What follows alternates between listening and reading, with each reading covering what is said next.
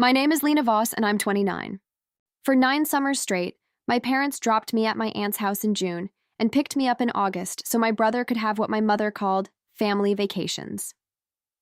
9 years, 9 postcards, 9 versions of the same lesson. The day I got my high school diploma, my car was already packed. By midnight, I was unpacking in another state, and they didn't know which one. It took them 4 years to find me, and when they finally did, standing in the middle of my cafe 2,000 miles from Ohio, the first thing out of my mother's mouth told me she hadn't driven all that way to apologize. She'd driven to collect something. Before we get into it, drop a comment telling me where you're watching from and subscribe if stories about family, boundaries, and starting over speak to you. The blue suitcase showed up on my bed the last day of second grade. My mother presented it like a gift. Your very own big girl suitcase, smiling her church smile. 2 days later, we drove north to my Aunt Carla's house on a lake. My parents stayed for lunch, and then my mother knelt to my eye level and said the sentence I'd hear my whole childhood: "Strong kids don't make a fuss."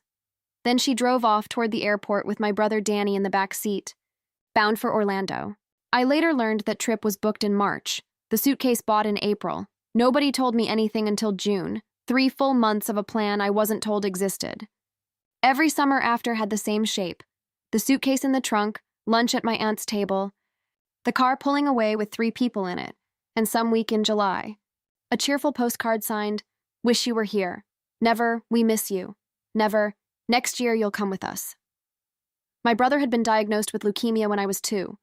My family reorganized around that emergency for 4 years, and even after his remission, the system it built never dismantled itself. I understood mostly. What I never got over was the summer I was 10, when I planned a whole speech for why I should come to the Grand Canyon, and my mother knelt down, told me the trip was for my brother, and finished me off with the family motto. I went upstairs. By 9 that night, I heard little wheels on hardwood, my suitcase, already packed, already by the door. Somebody had answered my speech before I'd even given it. Aunt Carla's lake house was the one place I wasn't the easy, quiet one. She taught me to bake real pie crust at 9, asked me real questions, once introduced me to a neighbor as my summer girl, and I walked around glowing for a full day. The summer I was 12, I overheard her on the phone late at night, pleading with my mother to let me stay for the school year. Enrolled locally, her own room, everything paid for, and my mother refused flatly, for a reason I wouldn't learn for another 10 years. Around 14, something in me stopped asking for anything and started counting instead. I opened a notebook, wrote the date I'd turn 18, and began a quiet countdown.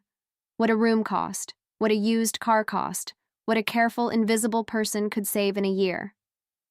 By 17, I was waitering summers and hiding tip envelopes behind winter coats. By graduation, the envelope was a shoebox holding $6,400, and not one person in my house ever asked what it was for. They assumed college. I let them. My real plan came together at the public library with an atlas, somewhere far enough that no one could drive there on a whim, cheap enough to live on diner wages, a place that needed bakers. I found a lake town in northern Idaho that looked in the photos like my aunt's lake grown up and moved out. I mailed job inquiries under a friend's address, told no one, not even my aunt, because protecting her meant giving her nothing to have to lie about. In May, a cafe on the lake's north shore wrote back offering dishwashing work. Graduation morning, my car was packed before sunrise, the blue suitcase in the trunk, the shoebox of cash under the spare tire, and beside it, quietly taken from my aunt's pantry, the other shoebox, 9 years of postcards. My parents left graduation 40 minutes early for my brother's work dinner.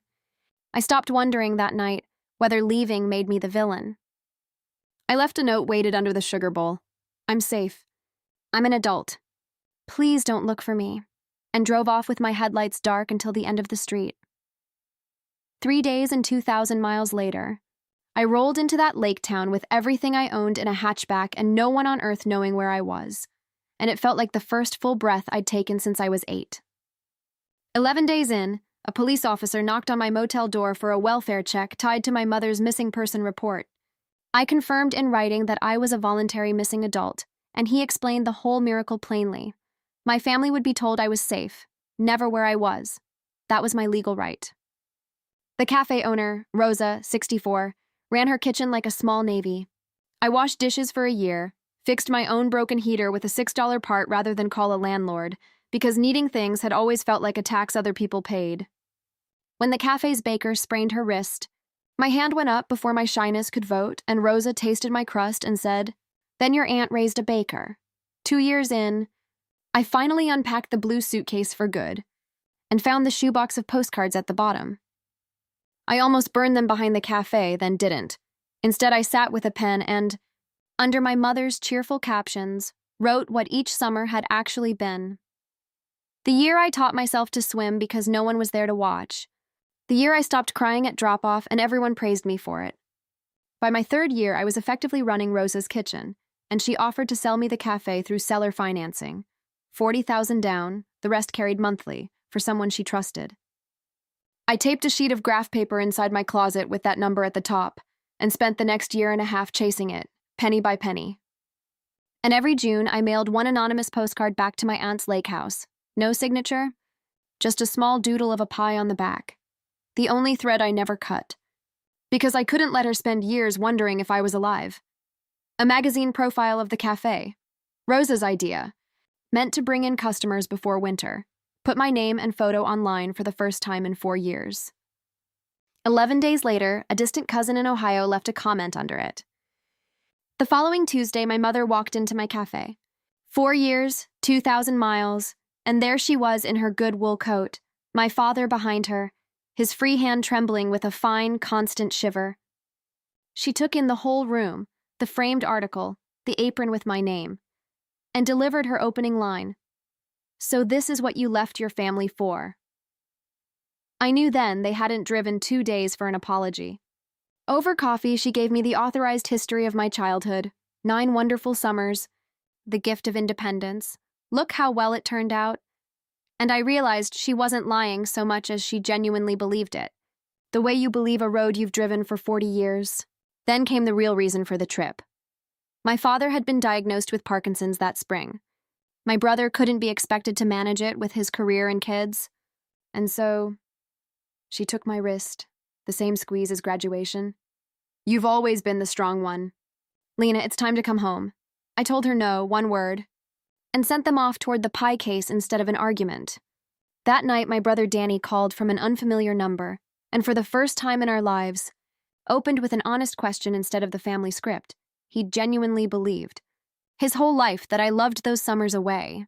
The next night, I called my aunt, and she finally told me the rest of that overheard phone call from years earlier. She'd offered, in full, to raise me for the school year, and my mother had turned it down, not because she'd miss me, but because of exactly how it would look. A daughter shipped off looked bad. A daughter loaned out for summers was just cousin's camp. My childhood had been portioned out to the precise limit of appearances.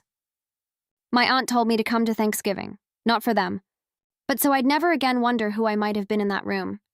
I flew home carrying the blue suitcase, packed for the first time in 4 years, and a huckleberry pie I'd baked myself. At dinner, before anyone ate, my mother stood, announced my father's diagnosis to gentle gasps around the table, then pivoted brightly to her real news. "Myra is moving home to help take care of her father. She's always been the strong one," landing to applause exactly like she'd rehearsed it, her hand resting on my shoulder like I was the centerpiece. My 3-year-old niece, from her booster seat, asked the only honest question anyone at that table could survive. "Who is that lady?" I stood, spoke quietly enough that the room had to lean in, and told them the truth instead of the announcement.